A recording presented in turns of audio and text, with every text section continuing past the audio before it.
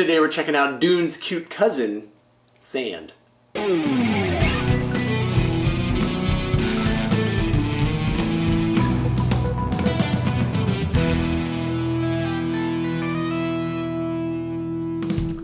gang, and thanks for joining us at Tantrum House Studio 3. I'm Will Meadows. And I'm Sarah Meadows. Today we're talking about the game Sand from Devir. It's from designers Ariel Di Costanzo and Javier Pellizzari, and it features art from Mado Peña and Ernest Sala. This is a 1 to 4 player game that takes about 2 hours to play. It's a path traveling set collection game, and it's kind of interesting because we actually just reviewed the game Maple Valley from Kids Table Board Gaming. This game feels a lot crunchier, but it feels like a kind of different version of it with maybe a Dune theme, obviously. Probably not allowed to say that term, copyright registered trademarks, but there's several other things mixed in as well, and so we're going to give you our thoughts on the game today. In Sand, players take on the role of desert travelers visiting different towns in order to collect goods and deliver them to other places on the board, earning gold for the sale of their wares.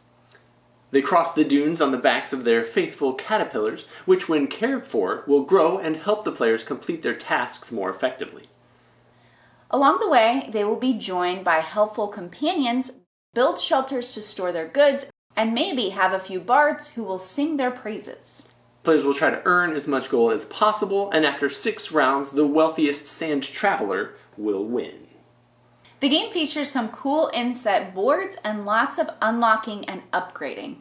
It also uses a unique dice mechanism where the dice will be rolled each round and all of the players will have to take their actions based off of what is rolled. Once those dice are rolled, then players will take turns, and they're going to actually use kind of a disc sliding mechanic, I guess you would call it, in order to track the actions that they're going to take on their turn. And they're going to do that based on colors, so if I'm trying to pick up a red cube, I have to use my red die, which means I can't collect any meat using my red die in the game. All the dice have multiple options for what you choose and what you decide to do on your turn, and this game gives you a ton of options with everything you do in it. Yeah. So it's a basic pick up and delivers, the main mechanic that you're going to be using to try and gain these plants and then sell them elsewhere in the other towns. Now, I got a chance to play this game with Will. First, he spent a lot of time poring over the rules to learn the game. We played it. And then I also got a chance to play this at the Atom event with a number of other content creators. And we've kind of had a lot of mixed opinions about the gameplay, but mostly the rules of the game. I think this game could stand to use a great how to play, and I think it would alleviate... But we didn't volunteer for that. We didn't volunteer to that. Because the rules are a little difficult to get through. There's a ton of flavor text that... There's so goes much into flavor the text. lore, but it makes it difficult to learn, and I feel like it could have been laid out in a little more concise manner, but also the order of what was presented could have been put in a different order to make it a little easier to know what I'm supposed to be doing.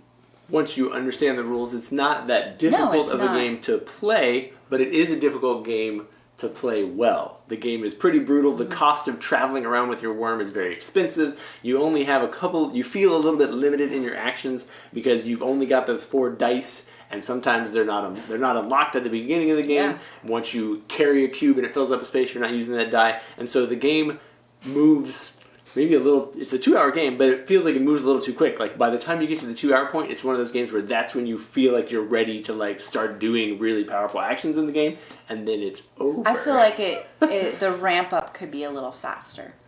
Yeah, I think you probably are going to want to house rule this if you play it. It'd be easier. You get into the game faster if you kind of cheated some of the engine steps, started with a faster paced worm, or if you already had one of your friends unlocked on the side of the board. It takes you a while to get those unlocked. And so if you enjoy like a 3-hour game, then maybe just extend it a round or two. I feel like you'd have a more rewarding end to the entire thing.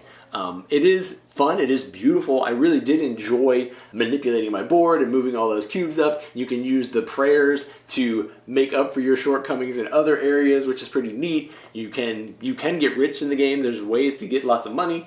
There's a lot of fun to be had. It's gonna be a grind. It's gonna take you a little while to get there, I think. Yeah, this isn't a casual game to pull out with players who aren't wanting to play a heavier, crunchy game. So yeah, maybe the theme is a little fun, looking for the weight and complexity of the game, I think. Yeah, the rules are not hard themselves. They are hard to understand from the rule book. I do have to say that. But once you know what you're supposed to be doing and how to do it, you can progress through the game and try and get the goods that you're looking for. I did find it very interesting that each of the locations has goods that are the preferred goods, and they give you a bonus good that is usually very expensive and is great to have. It helps for end game points. And then there's also goods that aren't, they're lesser goods, and every one of those is different. So the way that you set up the board, there's 3 of the better goods that you'll gain at the top, and then further down, the better goods that are more expensive are further down. So you're going to have to travel so much more to get back to the port to sell them.